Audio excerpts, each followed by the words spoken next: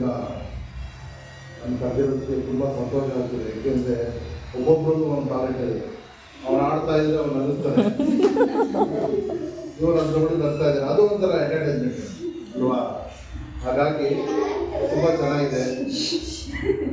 ಆಮೇಲೆ ನೀವೆಲ್ಲ ಏನಾಗಬೇಕು ಅಂದ್ಕೊಂಡಿದ್ದೀರಾ ಮುಂದೆ ಓದಿ?